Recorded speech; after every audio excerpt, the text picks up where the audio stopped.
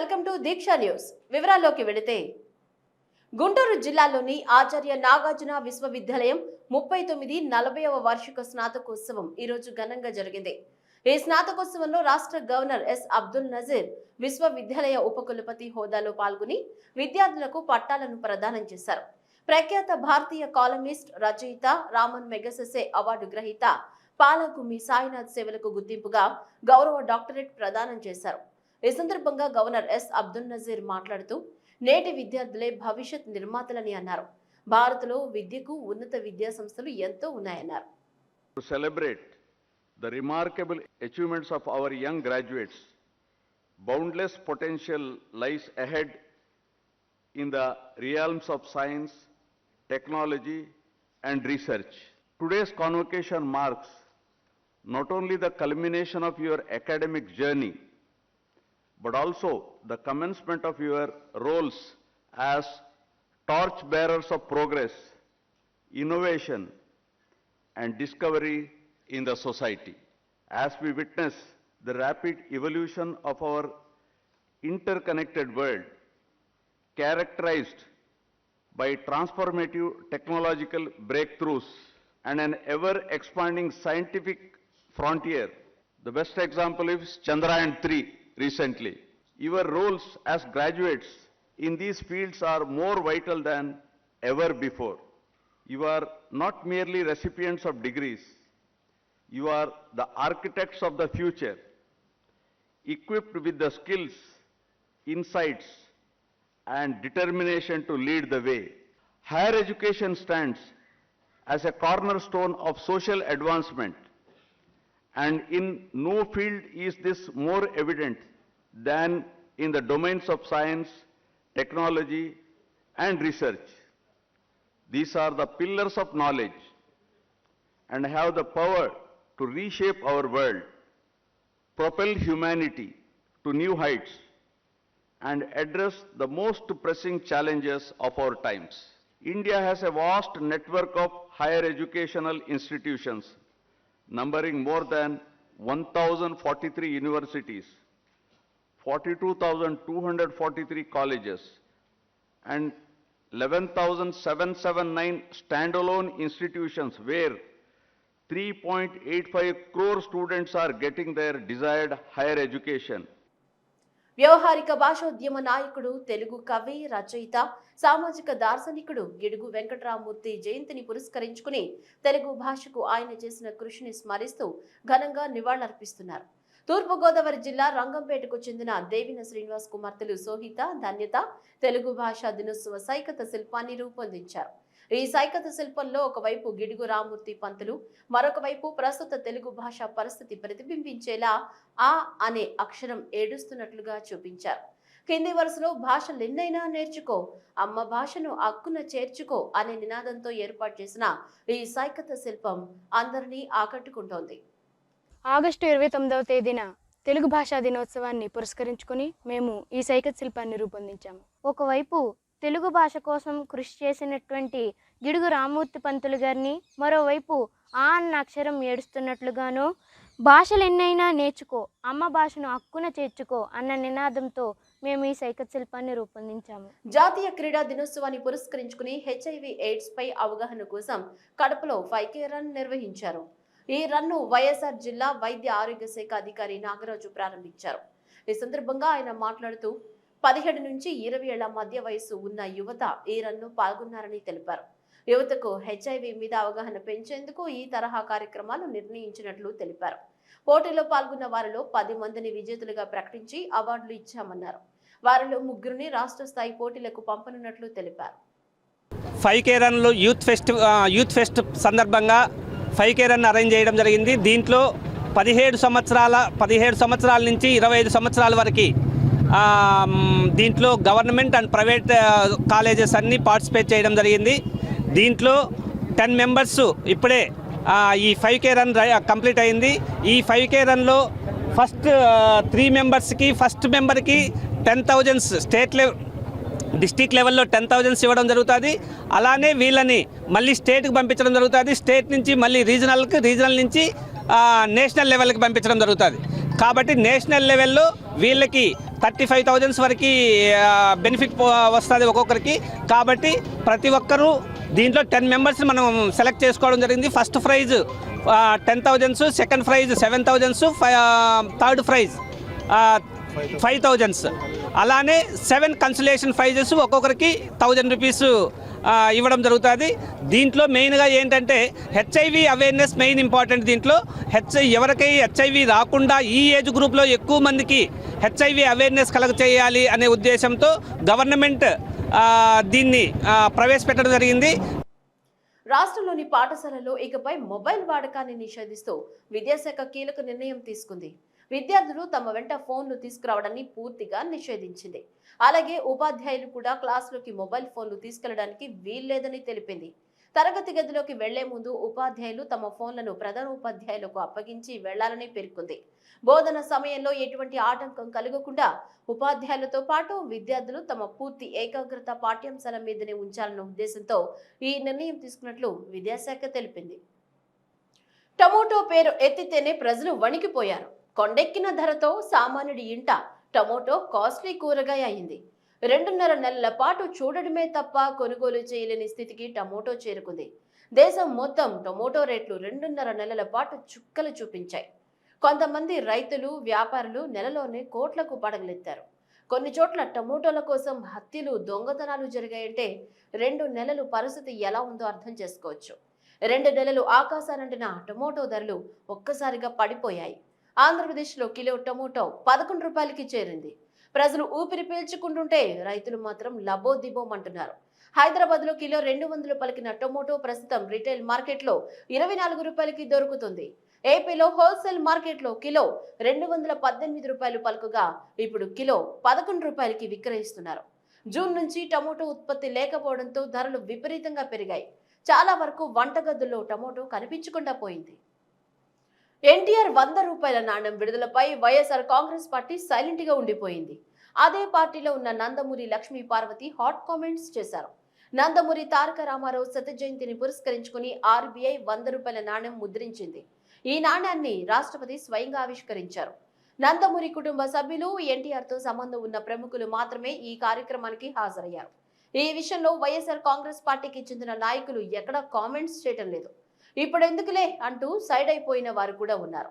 ఎన్టీఆర్ అంటే అందరూ గౌరవించే వ్యక్తి కాబట్టి ఆయన శత జయంతికి నాణ్యం విడుదల చేయడం మంచిదే కదా అన్న నాయకులు కూడా ఉన్నారు. 2-3 రోజులుగా మీలాంటి శ్రేయోభిలాషులు, అభిమానులు అందరూ ఫోన్లు చేస్తూ ఉన్నారు. ఇది ఎన్టీఆర్ గారి నాణ్యం విడుదల ఉంది కదా రాష్ట్రపతి భవన్లో, అది ప్రభుత్వ కార్యక్రమం కదా, మరి మిమ్మల్ని పిలిచారా? ఎందుకంటే ప్రోటోకాల్ ప్రకారంగా ఫస్ట్ లెటర్ మీకే రావాలి ఇన్విటేషన్ అనేది. మీకు ఆ ఇన్విటేషన్ అందిందా అంటే అప్పటి వరకు నేను అసలు నాకు ఆ డేటు తెలియదు, ఏమీ తెలియదు. అప్పుడు దాని మీద నేను చూస్తే ఎక్కడ నాకేం ఇన్విటేషన్ రాలేదు. అందుకని నేను వెంటనే రాష్ట్రపతి గారికి, ప్రైమ్ మినిస్టర్ గారికి, తర్వాత నిర్మలా సీతారామన్కి ముగ్గురు కూడా నేను లెటర్లు రాసి పంపడం జరిగింది. ఎందుకు నాకు ఇన్విటేషన్ రాలేదు, దీని మీద ఒకవేళ ప్రభుత్వమే నిర్వహిస్తే ఈ కార్యక్రమం నిజంగా అది చాలా తప్పు అవుతుంది. ప్రభుత్వం నిర్వహించే కార్యక్రమానికి ప్రోటోకాల్ ఈజ్ ఎ మస్ట్. ఆ ప్రోటోకాల్ని పాటించకుండా ప్రభుత్వం ఈ విధంగా భారీని అవాయిడ్ చేసి కేవలం కుటుంబ సభ్యులు వాళ్ళ వరకే కనుక పరిమితం చేస్తే మాత్రం తప్పనిసరిగా I fight the central government. నిజంగా కూడా నేను ఒక సెంట్రల్ గవర్నమెంట్ మీద ఫైట్ చేయాలనుకున్నాను. కానీ నిన్న ఆహ్వానం చూస్తే అదేదో ప్రైవేట్ ఫంక్షన్ లాగా రాష్ట్రపతి గారే దానికి గెస్ట్గా వెళ్తున్నారు, చీఫ్ గెస్ట్గా అని. అందులో పురంధరీశ్వరి పేరుతో ఇన్విటేషను ముద్రించబడి ఉంది. నాకు ఢిల్లీ నుంచి ప్రెస్ వాళ్ళే పంపారు. బహుశా ఇది కేంద్ర ప్రభుత్వ కార్యక్రమం కాదనుకుంటాను, ఇది బహుశా ఇది వీళ్ళ ప్రైవేట్ కార్యక్రమంగా అనిపించిందని. ఏదైనా సరే నాకు క్లారిటీ లేదు. ఏది ఏమైనా ఒకవేళ కేంద్ర ప్రభుత్వం కనుక నిర్వహించే కార్యక్రమం అయితే వాళ్ళు తప్పనిసరిగా దీని మీద బాధ్యత తీసుకోవాలి. విజయనగరం జిల్లాలోని మారుమూల గ్రామాల్లో ప్రభుత్వ పథకాలు, గ్రామాల అమలు జరుగుతున్న తీరు, వారి జీవన విధానం, ప్రభుత్వ పథకాల ద్వారా వారు ఏ విధంగా ప్రయోజనం పొందుతున్నారనే అంశాలపై క్షేత్రస్థాయిలో అధ్యయనం, పరిశోధన కోసం యువ సివిల్ సర్వీస్ అధికారుల బృందం పర్యటిస్తోంది. ముస్సోరులోని బిఎన్ యుగంధర్ గ్రామీణ ప్రాంతాల అధ్యయన సంస్థలో శిక్షణ పొందుతున్న 14 మంది ఐఏఎస్ ట్రైనీలు జిల్లాలో పర్యటిస్తున్నారు. 2 బృందాలుగా వారు విడిపోయి ఒక బృందం ఎస్కోట మండలం పల్లపు దుంగాడ, మరో బృందం గంట్యాడ మండలం దిగువ కొండపర్తి గ్రామాల్లో సెప్టెంబర్ 2వ తేదీ వరకు క్షేత్రస్థాయి పర్యటన జరుపనున్నారు. And it's been almost 24 hours, and we must say that we are quite enjoying our visit. This visit has been a revelation in many ways. A lot of things are as expected, but many things have been different what we had in our mind before, and we are looking forward to our stay here. And thankfully, till now we have been having a very, very fruitful and engaging conversation with not only the locals but other people who often come to this village, and we are looking forward to our visit here. As you said, we have been here for 24 hours, and we find the people very hospitable, and the accommodation they have set up for us is very, very nice, and the people are also very nice, and we are trying to learn so many things from them. రాష్ట్రంలో YCP వాళ్ళవి ఆర్భాటాలు తప్ప పాలన శూన్యమని జనసేన జిల్లా అధ్యక్షులు గాదే వెంకటేశ్వరరావు వ్యాఖ్యలు చేశారు. మంగళవారం మీడియాతో మాట్లాడుతూ విద్యా దీవెన పేరుతో ప్రజాధనాన్ని దుర్వినియోగం చేస్తున్నారని మండిపడ్డారు. ముఖ్యమంత్రి జగన్మోహన్ రెడ్డి చేసే అవినీతిని ప్రజలు గమనిస్తున్నారన్నారు. వైసీపీ ప్రభుత్వం వచ్చాక విద్యా వ్యవస్థ నాశనమైందన్నారు. మీరు చేసే అవినీతిపై డిబేట్లో మాట్లాడే దమ్ము జనసేనకి ఉందని, మీ నాయకులకు దమ్ము ధైర్యం ఉంటే చర్చకు రండి అంటూ సవాల్ విసిరారు. నాడు నేడు పేరుతో పాఠశాలలు అభివృద్ధి అని చెప్పారని, ఇప్పుడు ప్రభుత్వ పాఠశాలలు ఎంత అధ్వానంగా ఉన్నాయో చూపిస్తామని తెలిపారు. 20,000 ఫీజు కట్టడానికి ఎంత సమయం తీసుకుంటున్నారని ప్రశ్నించారు. కాలేజ్, స్కూళ్లలో ఫీజులు కట్టక విద్యార్థులను పరీక్షలు రాయనివ్వట్లేదన్నారు. విదేశీ విద్యను ఆపేసిన ఘనత వైసీపీకే దక్కుతుందని విమర్శించారు. పిల్లలకు విద్య అనేది ఒక ప్రాథమిక హక్కు అని అన్నారు. వసతి దీవెన కింద 20,000 రూపాయలు ఇస్తా అని చెప్పి 10,000 వేశారని, దాంతో విద్యార్థులు ఎలా చదువుకుంటారని నిలదీశారు. జనసేన అధికారంలోకి వస్తే విద్యా వ్యవస్థలో మార్పులు తెస్తామని గాదే వెంకటేశ్వరరావు హామీ ఇచ్చారు. ఒక అట్టహాసంగా, ఒక ఆర్భాటంగా ప్రభుత్వ ధనాన్ని ఖర్చు పెట్టి, ఆ ప్రభుత్వ ధనంతో చూస్తున్నాం, ఆయన ఒక సభ పెట్టారంటే ఆ ప్రాంతం అంతా కూడా బంద్ పాటించాలి. ఆ ప్రాంతానికి సంబంధించినటువంటి ఆర్టీసీ రీజన్కి సంబంధించినటువంటి బస్సులన్నీ కూడా 2 రోజుల ముందు నుంచే ప్రజలకు అందుబాటులో లేకుండా కేవలం ముఖ్యమంత్రి గారి సభకి జనాన్ని తీసుకెళ్లడం కోసమే తీసుకెళ్లి పెట్టే పరిస్థితులు కూడా చూస్తున్నాం. అక్కడ ప్రజలు ఇబ్బంది పడితే మాకెందుకు, కానీ నా సభకి ప్రజల్ని తీసుకురావాలి అనే విధంగా బారికేడ్ అడ్డం పెట్టుకుని, లేదు చూసాం ఇంతకుముందు మనం 6 కిలోమీటర్లకి హెలికాప్టర్ వేసుకెళ్ళని చెప్పి నవీన్ రోజులు పోతే నిన్న 2 హెలిప్యాడ్లు పెట్టుకున్నాడు. అంటే ఒకసారి దిగి అక్కడి నుంచి కారులో వెళ్ళి మళ్ళీ ఎక్కడం కోసం మళ్ళీ ఇంకొక హెలిప్యాడ్. అంటే నాది కాకపోతే ఎంత దూరం మనం దాకమన్నా అంటే వరకు అట్లా ఆ సందాన్ని వల్ల ప్రజల సొమ్ముని ఏ రకంగా అయినా సరే నేను వాడుకుని నేను లబ్ధి పొందాలి, నేను పబ్లిసిటీ చేసుకోవాలి అనే ఒక ఆలోచనతో ఇవాళ ముఖ్యమంత్రి గారు చేస్తున్నటువంటి మోసాలని ప్రజలను గమనించండి. గుంటూరు జిల్లా తెలుగుదేశం పార్టీ కార్యాలయంలో తూర్పు టీడీపీ ఇన్ఛార్జ్ నజీర్ అహ్మద్, ఎమ్మెల్సీ అశోక్ బాబు పేదలకు తోపుడు బండ్లను పంపిణీ చేశారు. ఈ సందర్భంగా మాట్లాడుతూ పేదల జీవనోపాధి కోసం 10 తోపుడు బండ్లను మైనార్టీ పేదలకు అందిస్తున్నట్లు తెలిపారు. చంద్రబాబు, నారా లోకేష్ స్ఫూర్తితో సూపర్ 6 కార్యక్రమంలో భాగంగా ఈ కార్యక్రమాన్ని చేపట్టినట్లు తెలియజేశారు. రాబోయే రోజుల్లో పేదలకు మరింత లబ్ధి చేకూరే కార్యక్రమాలు చేపడతామన్నారు. 2024లో గుంటూరు తూర్పు నియోజకవర్గం గెలిచి స్థానిక ప్రజలకు సుపరిపాలన అందిస్తామని ధీమా వ్యక్తం చేశారు. ఈ కార్యక్రమంలో గుంటూరు నగర టీడీపీ అధ్యక్షులు డేగల ప్రభాకర్, రాజా మాస్టారు తదితరులు పాల్గొన్నారు. గుంటూరు తూర్పు నియోజకవర్గం ఆధ్వర్యంలో పెద్దలు తెలుగుదేశం పార్టీ సీనియర్ నాయకులు, శాసన మండలి సభ్యులుగా ఉన్నటువంటి పెద్దలు అశోక్ బాబు గారి చేతుల మీదుగా నగరంలో జీవనోపాధి కోసం తోపుడు బండ్ల మీద వ్యాపారం చేసుకునేటువంటి పేద ప్రజలు ప్రతిరోజు కూడా అద్దె చెల్లించుకొని, అద్దె బండి తెచ్చుకొని ఇబ్బంది పడేటువంటి వాళ్ళందరినీ కూడా గుర్తించి ఈరోజు అశోక్ బాబు గారి చేతుల మీదుగా ఒక 10 బండ్లను ఇవ్వడం జరుగుతూ ఉంది. ముఖ్యంగా ఈ కార్యక్రమానికి స్ఫూర్తి ప్రదాత నారా లోకేష్ గారు. తను ఓడిపోయినప్పటికీ కూడా ఆ ప్రాంతానికి, ఆ నియోజకవర్గానికి తన మీద నమ్మకం పెట్టుకున్నటువంటి ప్రజలకు మేలు చేయాలనే ఆలోచనతో అనేక సంక్షేమ కార్యక్రమాలు, ముఖ్యంగా ప్రభుత్వం కూడా ఎక్కడ కూడా తొంగి చూడనటువంటి పరిస్థితులు ఉన్నటువంటి సామాన్య పేద మధ్య తరగతి ప్రజలకు అందుబాటులో ఉండేటువంటి విధంగా అనేక కార్యక్రమాలు నారా లోకేష్ గారు చేస్తున్నటువంటి పరిస్థితులు. అదే స్ఫూర్తితో గుంటూరు తూర్పు నియోజకవర్గంలో కూడా రాబోయేటువంటి రోజుల్లో ప్రతి ఒక్క పేదవాడికి కూడా ఏదో విధంగా లబ్ధి చేకూర్చేటువంటి కార్యక్రమాలు చేపడతామని చెప్పి కూడా ఈ సందర్భంగా తెలియజేస్తూ, ఇది ఒక రోజుతో పోయేటువంటి కార్యక్రమం కాదు.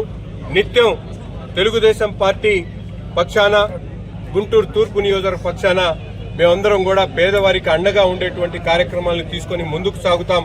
మా నాయకుడు నారా చంద్రబాబు నాయుడు గారి ఆదేశాల మేరకు ఏదైతే సూపర్ 6 కార్యక్రమంలో భాగంగా ఇప్పుడే పెద్దలు చెప్పారు, పేదవాడిని ఉన్నతమైనటువంటి వర్గాలకు సంబంధించినటువంటి ప్రజలతో సమానంగా నిలబెట్టాలని, పేదరిక నిర్మూలన ధ్యేయంతో రాబోయేటువంటి ప్రభుత్వంలో చంద్రబాబు నాయుడు గారు చేపడుతున్నటువంటి ప్రతి ఒక్క అడుగులో కూడా మా వంతు మేము కూడా ఆయనతో పాటు చేదోడు వాదోడుగా ముందుకు సాగుతాం. గుంటూరు తూర్పు నియోజకవర్గ ప్రజలకు ఒక అండగా ఉండేటువంటి కార్యక్రమాన్ని తీసుకుని ముందుకు సాగుతూ తప్పనిసరిగా రాబోయేటువంటి ఎన్నికల్లో చంద్రబాబు నాయుడు గారిని 2024 గుంటూరు తూర్పు నియోజకవర్గాన్ని గెలిపించుకొని ఇక్కడున్నటువంటి ప్రజలకు ఒక మంచి పరిపాలనను, వాళ్ళకు అండగా ఉండేటువంటి కార్యక్రమాలను తీసుకొని ముందుకు సాగుతామని చెప్పి కూడా ఈ సందర్భంగా తెలియజేస్తూ, నెల్లూరు జిల్లా బుచ్చిరెడ్డిపాలెం ఓవేరు గ్రామంలో ఎమ్మెల్యే నల్లపురెడ్డి ప్రసన్న కుమార్ రెడ్డి గడప గడపకు కార్యక్రమంలో పాల్గొన్నారు. ప్రతి ఇంటికి వెళ్లి జగన్మోహన్ రెడ్డి ప్రవేశపెట్టిన సంక్షేమ పథకాలను వివరించారు. ఈ సందర్భంగా మాట్లాడుతూ ఇప్పటి వరకు 97,500 గడపలు తిరిగామని తెలిపారు. ప్రజలందరూ జగన్మోహన్ రెడ్డిని అందరూ శాశ్వత ముఖ్యమంత్రి కావాలని ఆశిస్తున్నారన్నారు. ఈ కార్యక్రమంలో వైసీపీ నాయకులు పాల్గొన్నారు. గడప గడపకు మన ప్రభుత్వం కార్యక్రమంలో భాగంగా ఈరోజు ఒవ్వేరు గ్రామంలో ఈ కార్యక్రమాన్ని ఏర్పాటు చేసుకున్నాం. ఇప్పటి వరకు 97,500 గడపలు తిరిగాం. ఆగస్టు 1వ తేదీ జొన్నవాడలో అమ్మవారి ఆశీర్వాదం, స్వామివారి ఆశీర్వాదం తీసుకొని ఈ కార్యక్రమాన్ని చేపట్టాం. జగన్మోహన్ రెడ్డి గారి ఆదేశాల ప్రకారం గడప గడపకు మన ప్రభుత్వం కార్యక్రమం చాలా బాగా జరుగుతుంది. కోవూరు నియోజకవర్గంలో అందరూ కూడా పార్టీలకు అతీతంగా జగన్మోహన్ రెడ్డి గారిని ప్రజలందరూ కూడా ఆశీర్వదిస్తూ ఉన్నారు. ప్రతి కుటుంబం జగన్మోహన్ రెడ్డి గారి సహకారంతో లబ్ధి పొందున్నారు. పార్టీలు చూడకుండా జగన్మోహన్ రెడ్డి గారు ఇచ్చినటువంటి సంక్షేమ పథకాలకు అందరూ కూడా స్పందించి జగన్మోహన్ రెడ్డి గారే ఈ రాష్ట్రానికి శాశ్వత ముఖ్యమంత్రిగా ఉండాలని చెప్పి ప్రజలందరూ కూడా ముక్తకంఠంగా కోరుకుంటున్నారు. ఇకపోతే ఒవ్వేరు గ్రామ ప్రజలు ఎంతో కాలంగా ఎదురు చూస్తున్నటువంటి ఒవ్వేరు బుచ్చిరెడ్డిపాళెం రోడ్డు జగన్మోహన్ రెడ్డి గారు 80 లక్షలు శాంక్షన్ చేశారు ఏఎంసీ నిధుల నుంచి. బాపట్ల జిల్లా వేమూరు నియోజకవర్గంలో ఇసుక అక్రమ తవ్వకాలపై మాజీ మంత్రి నక్కా ఆనందబాబు పోరాటం చేస్తున్నారు. నిన్న సత్యాగ్రహ దీక్షల పేరుతో రీచ్ల వద్ద టీడీపీ ఆందోళన చేసింది. నేడు కొల్లూరు తహసీల్దార్ పోలీస్ స్టేషన్లో వినతి పత్రాలను అందజేసింది. పోలీసుల తీరుపై కొల్లూరులో టీడీపీ ఆందోళనకు పిలుపునిచ్చింది. ఈ క్రమంలోనే ఇసుక అక్రమ తవ్వకాలపై పోరాటం చేస్తున్న నక్కా ఆనందబాబును టీడీపీ నేతలను కొల్లూరుకు రాకుండా పోలీసులు అడ్డుకుంటున్నారు. దీంతో ఆనందబాబు సహా టీడీపీ నేతలు రోడ్డుపై బైఠాయించి నిరసన వ్యక్తం చేస్తున్నారు. ఇసుక మాఫియాకు అధికారులు కొమ్ము కాస్తున్నారంటూ నక్కా ఆనందబాబు ఆగ్రహం వ్యక్తం చేశారు. ఇసుక అక్రమ తవ్వకాలపై పోలీసులకు ఫిర్యాదు చేశారు. అక్కడేమో దాదాపు 25-30 లారీల పైన ఇసుక అక్కడ గుట్టలు పోతుంది. ఇష్టానుసారంగా దోపిడీ చేసేసి వాటన్నిటిని కూడా తరలిస్తా ఉన్నారు జువ్వలపాలెం గ్రామంలో. అదేవిధంగా దాని పర్మిషన్ ఉందా? ఆ రీచ్ కంటే పర్మిషన్ లేదు. జేపీ వెంచర్స్ తోడికి జువ్వలపాలెం ప్రాంతంలో పర్మిషనే లేదు.